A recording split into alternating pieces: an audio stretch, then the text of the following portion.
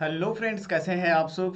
आपको हमने पिछले वीडियो में ये आगाह किया था कि आपका एच यू क्यू पी 21 का नोट्स जो है या उसकी पूरी एक रिवीजन कंप्लीट करवाएंगे हम। आपको ये भी बताया था कि first unit and seven unit आपके एच यू क्यू पी 21 के प्लेलिस्ट में अवेलेबल है। आई होप आपने वो देखा होगा वीडियो। नहीं देखा है तो आई बटन पे लगा हुआ है, उसको आप आराम से क्लिक करोगे, जा करके देख सकते हो। उसमें फायदे क्या होंगे कि 2 यूनिट तो हमने ऑलरेडी कंप्लीट करवा दिया। आपको हमने कहा था कि ये 5 दिन बचे हैं, तो आपको एक एक यूनिट या दो दो यूनिट एक दिन में खत्म करेंगे। होली खत्म हो चुका है, होली में बच्चों ने एंजॉय भी किया है, बहुत लोग बहुत टेंशन स्ट्रेस में थे, उनको हमने काउंसलिंग भी की है। ये जो पीडीएफ आप मेरे पीछे देख रहे हो, ये बहुत सस्ती है। आपको मैंने अपने स्कैनर पे पेमेंट करने का ऑप्शन दिया था। जस्ट लाइक आप पेमेंट कर दोगे तो पेमेंट करके हमें आप स्क्रीनशॉट सेंड करोगे और उसी स्क्रीनशॉट पे आपको वापस से भेज दिया जाएगा। समझ में आ गया। जो भी बच्चे पेमेंट करते जाएंगे उनको हम तुरंत इंस्टेंटली भेज देंगे। ये पूरा पीडीएफ हमने आपको कहा था कि ये अवेलेबल है, आप आराम से ले लो। यूनिट 1 खत्म कर दिया हमने, यूनिट 7 भी आपको पढ़ा दिया है। अब आपका क्या दायित्व बनता है भाई, यूनिट 2 पढ़ो। यूनिट 2 में क्या था, सिलेबस में देखो हर चीज है ना आपके पास। क्लैन, ट्रेडिशन, कल्चरल वैल्यू, ये सब कुछ हमने आपको इस पीडीएफ में पढ़ाया हुआ है। तो एकदम रैपिड रिवीजन सीरीज आपको देना था। रैपिड रिवीजन का मतलब होता है कि ये रिवीजन आपको एग्जाम ओरिएंटेड बनाएगा, आपको एग्जाम के लायक बनाएगा। समझ में आ रहा है, हिंदी इंग्लिश दोनों में है ये पीडीएफ। रैपिड रिवीजन हमने कहा था कि 5 दिन आपको बने रहना है, कॉन्सेप्ट ऑफ सोशलाइजेशन वगैरह सब कुछ आपका है, आपको पढ़ते चलना है। देखो आपको अब चूंकि भाई फ्री क्लासेज हम यूट्यूब पे दे रहे हैं, तो हम उतना ही दे सकते हैं या जितना टाइम मिल रहा है उतना ही दे सकते हैं। ये आप कहोगे कि सर हर चीज आप फ्री में दे दो और खूब ज्यादा दे दो, तो पॉसिबल नहीं है। आप ही सोचो कि आपके पास बहुत सारा समय और संसाधन हो, रिसोर्स हो, तो फिर आप चाह करके भी बहुत कुछ नहीं कर सकते हो सोसाइटी के लिए। उसके लिए पूरी एक व्यवस्था चाहिए और वो करनी पड़ेगी। देखो आपको दूसरा वाला यूनिट अगर जाकर के देखोगे आप, तो उसमें इकोनॉमिक कॉन्सेप्ट आएगा। आपको इसके लिए इकोनॉमिक कॉन्सेप्ट के लिए 12th की एनसीईआरटी को पढ़नी चाहिए। क्या पढ़ना चाहिए, 12th एनसीईआरटी। मैं हर वो बच्चा को कहता हूं कि 12th की एनसीईआरटी भाई पढ़ लो, आपको इकोनॉमी में कहीं भी कोई दिक्कत नहीं आएगी। लेकिन बच्चे ये समझते हैं कि नहीं, इसको ऐसे ही कर सकते हैं। ऐसा पॉसिबल नहीं है कि आप इसे बिना पढ़े और बिना किए कर सको, पॉसिबल नहीं है। तो इकोनॉमिक्स में हम लोग क्या स्टडी करते हैं, इकोनॉमिक कॉन्सेप्ट है आपका सिलेबस, ये तो आपको पता होगा। लेकिन क्या क्या पढ़ते हैं, क्योंकि इकोनॉमिक कॉन्सेप्ट में इकोनॉमी को ही ना समझो तो बेवकूफ़ी ही होगी। इसलिए हमें जानना होगा economics is the study of how society allocates scarce resources, land, labour, capital and entrepreneurship to produce output, goods and services. इसी को कहते हैं इकोनॉमिक्स। क्लियर हो गया ये चीज। What is the main objective of an any economy, production of goods and services. किसी भी ऑब्जेक्ट इकोनॉमी का, इंडियन इकोनॉमी का क्या ऑब्जेक्टिव है, production of goods and services. ये एक बड़ा ऑब्जेक्टिव है, ये याद रखिएगा। ये एक बहुत बड़ा ऑब्जेक्टिव है जो हर किसी को करना ही पड़ता है, ठीक है ना। क्लियर हो गया। प्रोडक्शन, कंजम्पशन, ये सब इसका मेन जो बेसिक काम होते हैं। Production, consumption and basic capital formation, that is saving and investment. ये एक बहुत बड़ा काम होता है जो कि छोटे लेवल से लेकर के बड़े लेवल पे चलता है। प्रोडक्शन यानी सामानों का उत्पादन करते हैं, वस्तुओं का उत्पादन होता है। कंजम्पशन हम लोग यूज करते हैं, हम लोग जाते हैं सामान खरीदते हैं, उसको यूज करते हैं, यही करते हैं ना। अब आपको समझना है कि ये चौथे नंबर पे क्या है, what are factors of production, आपसे पूछा जाएगा। तो फैक्टर्स ऑफ प्रोडक्शन में आपको याद होगा, इसमें जो है फैक्टर्स ऑफ प्रोडक्शन में process to produce the output, finished good and services. These are mainly 4 factors of production, land, labour, physical capital and human capital. Clear हो गया ये चीज। फैक्टर्स ऑफ प्रोडक्शन में इतने सारी चीजें को ध्यान रखना। 4, लैंड, लेबर, कुछ भी आपको उत्पादन करना हो तो आपको लैंड चाहिए, लेबर चाहिए, ह्यूमन कैपिटल चाहिए। यस बताइए। Good evening. हाँ आपने कॉल किया था उधर से।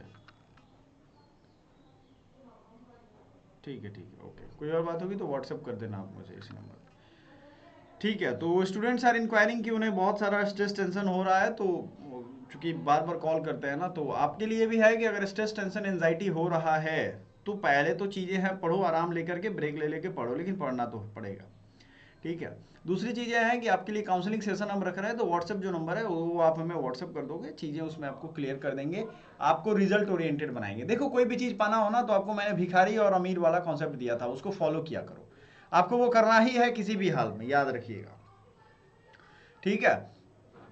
अगर हम भारत के जीएनपी पर विचार करें, अच्छा एक चीज़ और, basic concept of Indian economy में और आगे थोड़ा हम लोग बढ़ेंगे।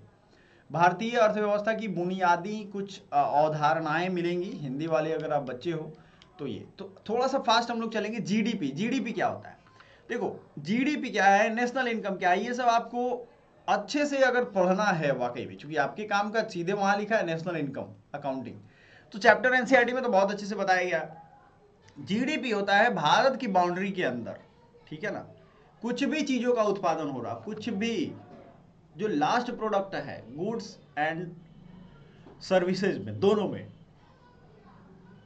वो सबको कैलकुलेट किया जाएगा जीडीपी के तहत। जीडीपी की एक खासियत होती है, ये है, मान लो भारत की बाउंड्री आप देखोगे इसको, भारत की बाउंड्री की अगर हम बात करें तो, सॉरी ये नहीं तो अमीबा का, सॉरी मतलब ये इंडिया का हम अगर मैप लें, हम आपको मैप दिखाई देते हैं, I am not a good cartographer, so बढ़िया मैप नहीं बना पाऊंगा, तो माँ भारती का मैप आपको मैं दिखा देता हूँ।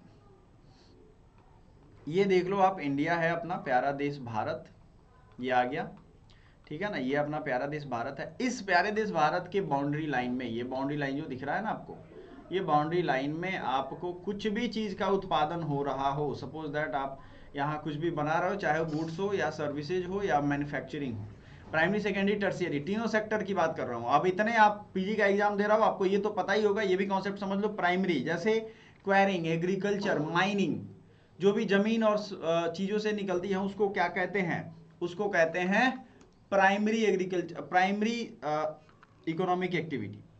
दूसरा है, आपको जो समझा दो, दूसरा दूसरा होगा सेकेंडरी, सेकेंडरी एक्टिविटी। अच्छा कुछ बच्चों का पूछना है कि सर आप निगेटिव मार्किंग कैसी होती है, जैसे आप, उन्होंने अभी जस्ट पूछा है स्क्रीनशॉट में, सो इस वीडियो में मैं जवाब दे देता हूं। निगेटिव मार्किंग अगर एक गलत होगा तो -1 नंबर जाएगा, मार्क्स जाएगा।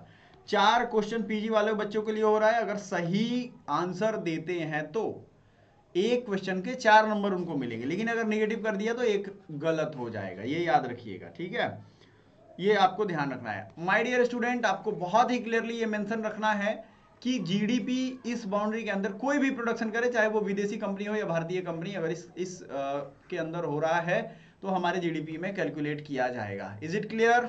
यस क्लियर है, सभी बच्चों को ये क्लियर है। जीडीपी के बाद आएगा, आपको मैं बता दूं कि जीएनपी। अब देखो नेशनल की बात हो गई, ग्रॉस नेशनल प्रोडक्ट, है ना। आप भी सोचोगे सर ये नेशनल लग गया, इसका क्या मतलब है, तो सीधा मैं समझा देता हूं कि जब भी नेशनल लग गया ना, तो जो विदेशी यहां प्रोडक्शन कर रहे हैं उसको घटा देंगे हम, और जो हमारे देश के लोग बाहर प्रोडक्शन कर रहे हैं, कुछ तो पैसा भेजते होंगे वो यहाँ के मूल निवासी हैं, तो उनका ये बढ़ा देंगे। Is it clear? हाँ क्लियर हो गया होगा, बहुत मुश्किल नहीं है, ये क्लियर हो गया होगा, ठीक है। आपको क्या करना है, अगर कोई भी व्यक्ति जो यहाँ प्रोडक्शन कर रहा है उसको घटाएंगे, विदेशी है तो, अफगानिस्तान का कोई फैक्ट्री यहाँ लगा हुआ है, मान लो सेब उगाने की बागान उसने लगा रखी है, एक एग्जाम्पल दे रहा हूँ, वहाँ का नागरिक है वो, तो आप क्या करोगे, उसकी जीडीपी को घटाओगे, तो जब ये चीज़ निकलेगा वो निकलेगा जीएनपी, ठीक है। ये चीज़ें जीएनपी का यहाँ मैंने दे दिया है, ठीक है।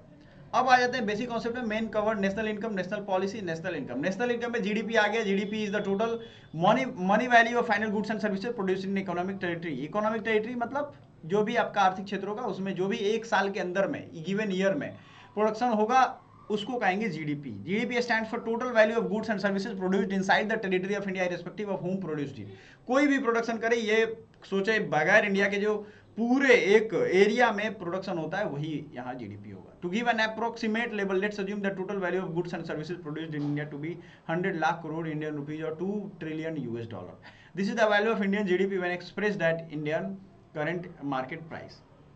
जीएनपी क्या होगा, GNP is the total value service produced by, I think ये it is not in territory specific, ठीक है, by Indians in a given area, मतलब इंडियन स्पेसिफिक रीजन के होंगे तभी। अब आपको एक कॉन्सेप्ट पढ़ना है, लिबरलाइजेशन, एलपीजी रिफॉर्म्स। थोड़ा फास्ट हम लोग इसलिए चल रहे हैं कि भैया ये रैपिड रिवीजन का सीरीज ही मैंने आपको बताया था, ये रैपिड रिवीजन का सीरीज है, तो आपको यहाँ आरती तो करनी है नहीं, आप आराम से तो कर नहीं सकते हो। एलपीजी रिफॉर्म का मतलब होता है कि लिबरलाइजेशन। लिबरल प्रिंसिपल क्या कहते हैं, मान लो आप अगर पहले से ये वर्ड जानते होंगे तो लिबरल का मतलब है आज़ाद करना। It refers to the process of making policies less constraining or of economic activity, also reduction of tariffs, removal of non-tariff barrier। इसमें दो चीज़ों का ध्यान रखिएगा, ये ऐसी पद्धति है जिसमें टैरिफ और नॉन टैरिफ बैरियर्स को हटाना। अभी आपको अभी न्यूज़ आप अगर फॉलो कर रहे हो, डोनाल्ड ट्रंप का टैरिफ वार आपको याद होगा, अभी चल ही रहा है। वो कह रहा है कि इस देश में हम 200% टैरिफ लगा दें।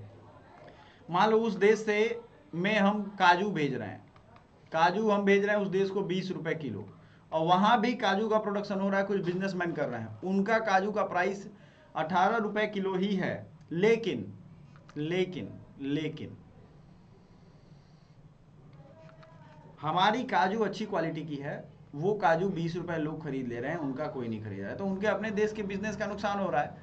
यही चीज इंडिया भी करता है। इंडिया अपने स्टील को जब बेचना होगा तो वो स्टील पे टैरिफ लगा देगा। अब मान लो दूसरे देश से कोई चीज आ रहा है, हमने टैरिफ लगा दिया, तो स्टील मान लो 100 रुपए की है, तो वो 100% टैरिफ लगा दिया उन्होंने, तो कितना हो गया, अब वही स्टील मिलेगा 200, तो कोई व्यापारी वो स्टील खरीदेगा? खरीदेगा ही नहीं, वो कहेगा भाई देशवासियों से ही खरीदो, देशभक्ति जाग उठी मेरी अचानक। वही अमेरिका कर रहा है। तो टैरिफ का मतलब होता है कि बिना टैरिफ के अगर व्यापार करेंगे, मान लो एकदम फ्री हो, आराम से कोई सामान लाओ, कोई सामान ले जाओ, मस्त एकदम व्यापार करो, मस्त बिंदास रहो, तो इसको कहेंगे लिबरलाइजेशन। क्या कहेंगे भाई? लिबरलाइजेशन। प्राइवेटाइजेशन किसे कहेंगे?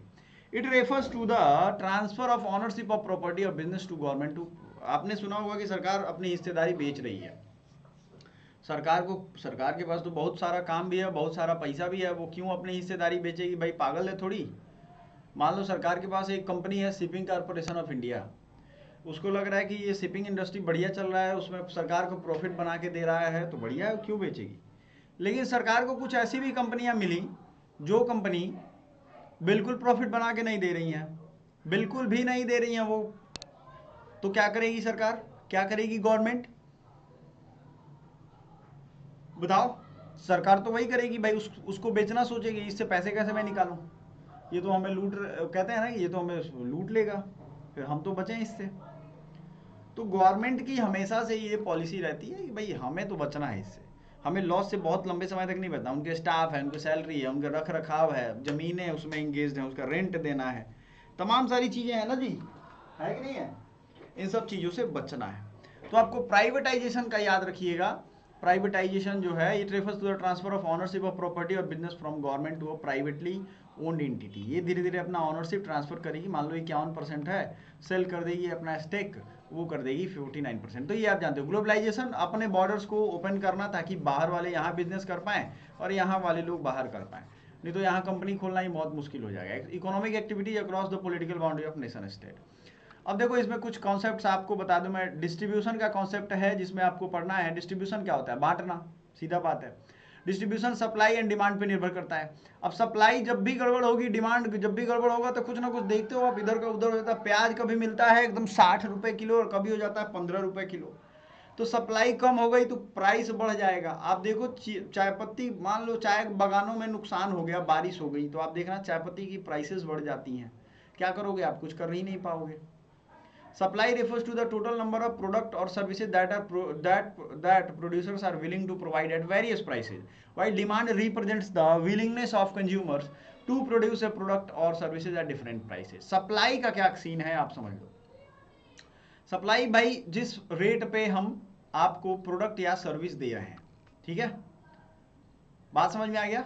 आपने डिमांड किया, हम आपको, मान लो आपको जैसे कि एक दिन आपको खाना बनाना है, एक दिन का हमने चार्ज किया 300 रुपीज़ लेंगे, आपका खाना बना देंगे मस्त जो आप बोलोगे, ठीक है, ये सप्लाई हो गया।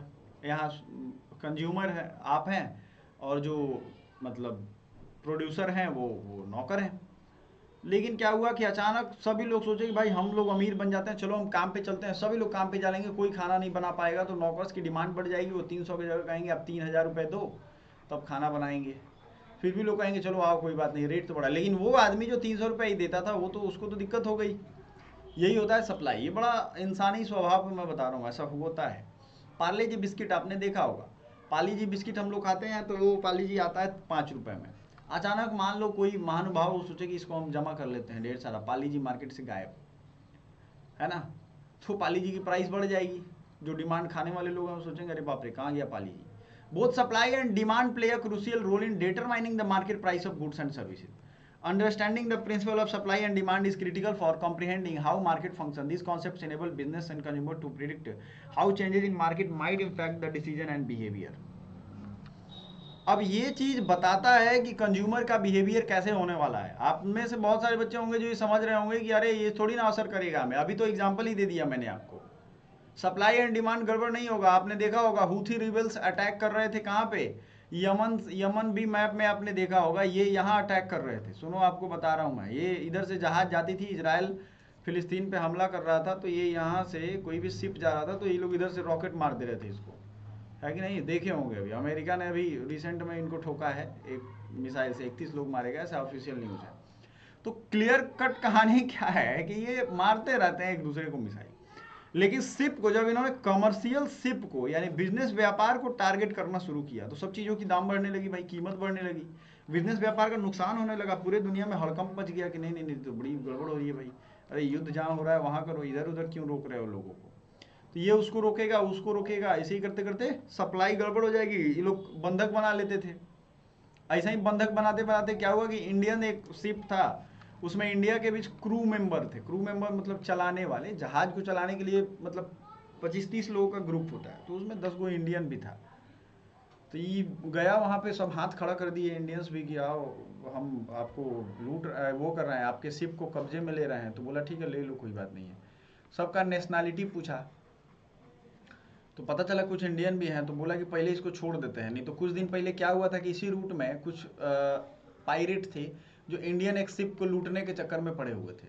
वो चढ़ तो गए इस पे और उसके बाद अपने देश सोमालिया उतर गए इधर अफ्रीका में, समझ रहे हैं ना, इथियोपिया सोमालिया इधर आप देखेंगे तो ये नज़दीक है, इन लोगों को लूट के इधर भाग जाते हैं। भारतीय जब इंडियन नेवी के मार्कोस गए इनके पास, है ना, मार्कोस को जब इन्होंने, मैंने इन लोगों की ऐसी हालत इन लोगों ने कर दी ना कि एकदम पूछो ही मत। और वो स्पेशल फोर्सेज है नेवी का, मार्कोस गई और अपना जहाज छुड़ा करके लाई। तो इनको तो पता है कि हमारी औकात क्या है, इंडिया चाह देगा तो ये पूरा रोक देगा एक बार में, इसको जो करना है करे, है कि नहीं है। तो यही चीज़ है, नाम भी इसका इंडियन ओशियन, औकात में सबको रख सकता है। तो सप्लाई डिमांड का आपको मैं बता रहा हूँ, इधर कुछ भी गड़बड़ हुआ तो कीमत उस चीज़ की बढ़ने लगेगी। समझ में आ गया आपको? बहुत आसान है, बहुत मुश्किल नहीं है। अगर नहीं समझ में आ रहा है तो तुरंत बताइएगा। ये चीज़ है principle of supply and demand, इसको मैंने आपको समझाया भी है, ये चीज़ों को मैंने समझाया, कोई मुश्किल नहीं है। यही मोटा मोटी चीज़ें हैं, आपको जो समझना है। डिमांड एंड सप्लाई का ये ग्राफ है, आपको ये ग्राफ नहीं समझना है बट बच्चों के लिए मैंने बना दिया। अब लेबर का कॉन्सेप्ट क्या होता है, लेबर आप समझते हो कि वही जो लेबर क्लास होता है, नहीं, हर वो आदमी जो कि एक डिफिनिट टाइम के बदले कुछ पैसा लेता है और कुछ काम करता है, वो सब लेबर में आते हैं। जैसे advocate, doctor, professor, officers, teachers, ये सब लेबर में आते हैं। ये मत सोचना कि भाई वही एक लेबर में, हम तो आज़ाद हैं, हमको कोई क्या लेबर कहेगा, है ना। Income and expenditure, income refers to the regular payment of money an individual will receive और अर्न फ्रॉम वर्क और इन्वेस्टमेंट, ये हो जाता है इनकम। ये रेगुलर पेमेंट ऑफ मनी होगा, आप कोई भी काम करो उसके बदले आपके पास कुछ पैसा आ रहा है तो वो इनकम ही है कि नहीं है। कोई भी आप काम कर रहे हो, छोड़ दो, आप ये टेंशन निकाल दो कि भाई हमारा ये काम है वो काम है, नहीं, आप राजा हैं मंत्री हैं कुछ नहीं, आप कोई भी काम कर रहे हो उसके बदले कुछ पैसे आ रहे हैं तो आपको वो आएगा, ठीक है। क्लियर हो गया, वो आएगा ही आएगा। अब यूनिट 3 हम लोग स्टार्ट करने वाले हैं। तो यूनिट 2 तक हमने कर दिया, शॉर्टकट में हम लोग इसलिए पढ़ा रहे हैं क्योंकि भाई पढ़ा होगा आपने, नहीं पढ़ाया तो ये नोट्स लेकर के आप पढ़ा सकते हो, ये याद रखिएगा। Thank you so much, bye for now. अगला सीरीज, अगला जो वीडियो है उसका वेट करिएगा, यूनिट 3 पूरा खत्म करने वाले हैं उसमें। यूनिट 3 बहुत लंबा होगा, आपको बहुत तेजी से और ध्यानपूर्वक देखना पड़ेगा। Thank you so much.